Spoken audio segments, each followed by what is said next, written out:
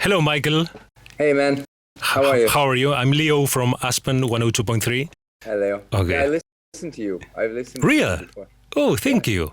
Thank you so My much. pleasure. Where are you now? I wonder. Vancouver. Wow, is it cold there? Colder than Argentina. Yeah. It's not too bad. Rainy. Uh-huh. Okay. Thank you for joining us. A real pleasure, Michael. And what can you tell us about the new album, the next release of a new album, the first one in 3 years? Well, the pandemic was difficult for everyone. Mm-hmm. It's a beautiful record. It's the labor of love, you know. It really is, and I enjoyed the process so much. You enjoy the process in producing it, writing the songs, and all the process, being with the musicians. See, complete. It was a joy, you know. It was I felt very free, and I felt so happy in my life that I was able to really enjoy it. I love writing. I mean, I had wonderful producers. Bob Rock produced. Greg Wells is great producer. Yeah. Sir Paul McCartney, great, beautiful guy, great producer. I wrote with great writers, Michael Pollock and John Mayer and Ryan Tedder, excuse me. Ryan Tedder. So I had monsters, great musicians, great arrangers, great writers. It was amazing. Yeah, and talking about Paul McCartney, there's a song called My Valentine released recently. How was that experience being with a Beatle, and how did you came up with the idea of recording a song from Paul's?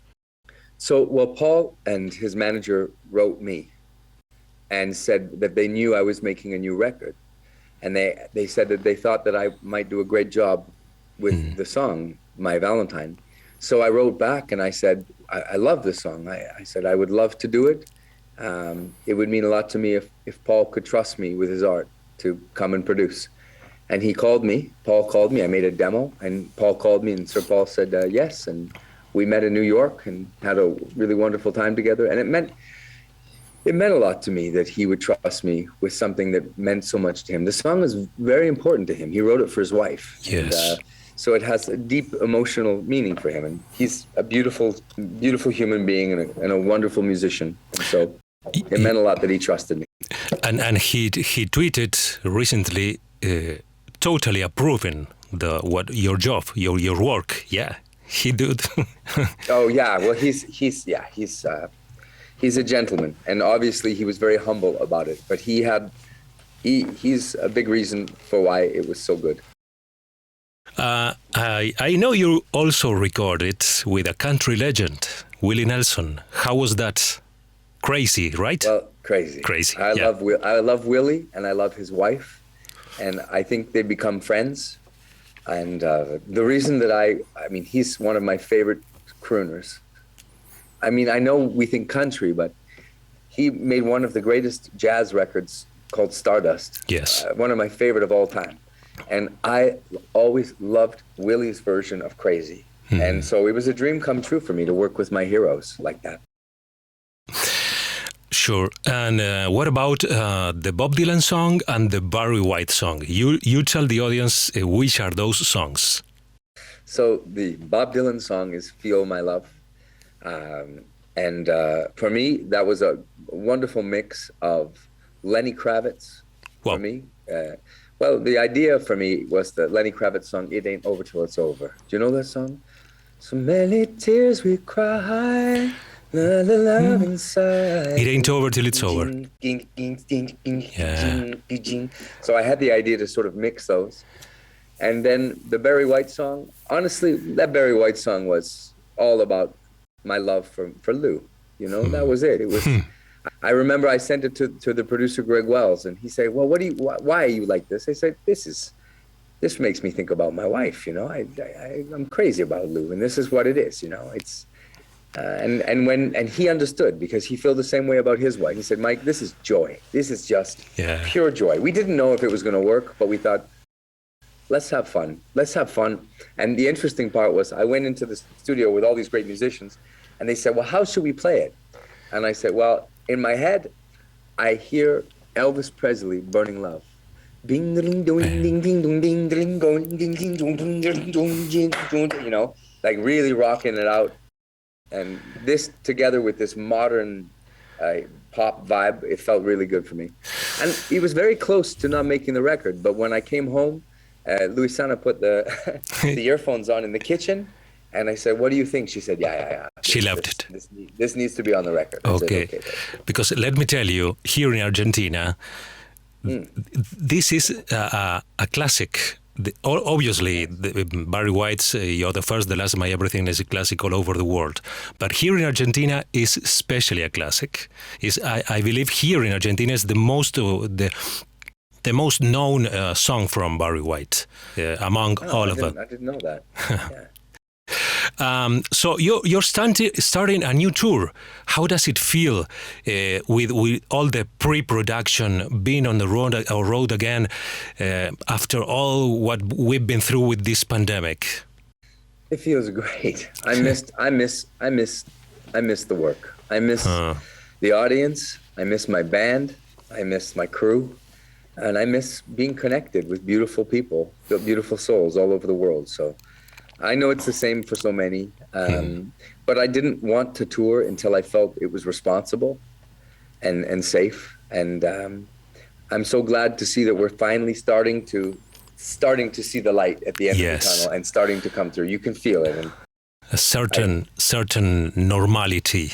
To be honest with you, really, touring isn't important.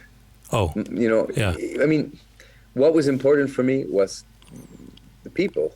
Of course. The safety, I never thought, oh no, I need to to go and work. And I really felt like I wanted to make sure that people were good and healed first. And then I thought, okay, now it's starting to get good. Now we start to look at.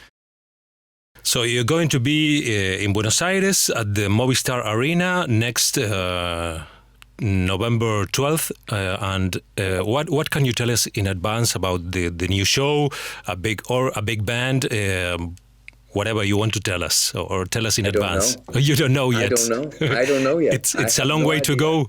It's a long way to go. I know I'm going to have songs from the new record. I think the show is going to be a spectacular show. But you know this, right? I mean, I'm not just telling you this because I'm an Argentinian radio. I'm so proud for that to be that's my country now. Yeah. That's the country of my children. That's, and so for me, it's so exciting to play Vancouver because it's my home. And it's so exciting to come home to Argentina because it's my home and they're my people. And I'm going to speak terrible Spanish.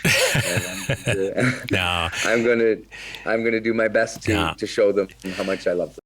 You do well. I remember the first time I saw you live, and your grandpa was present at that show. Well, he was present in a lot of shows, really. Yes. Yeah. And how do you remember him now that he's gone? I think of him every single day. I miss him too deep.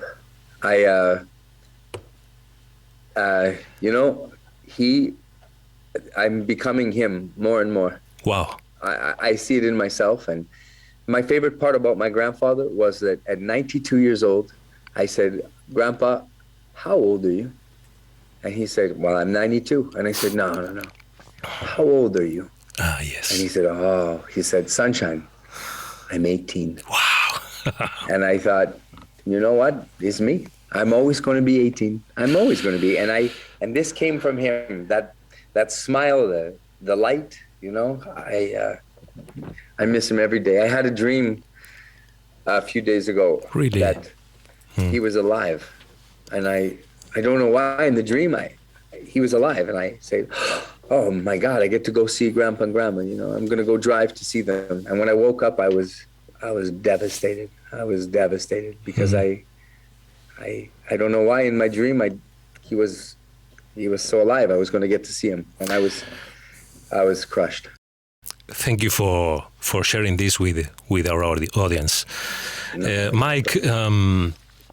One last question. What do you enjoy most from Argentina when you were in Argentina? Okay, well, I'm going to speak in Spanish, even though I'm terrible in Spanish. Do it. Porque es la verdad, ahora en mi vida, Argentina es mi país. Es mi país. Y soy muy, muy orgulloso del país, los gentes, mi familia, el fútbol, la papa, la carne, las mujeres, todo. Y es porque yo creo que es el mejor país en el mundo.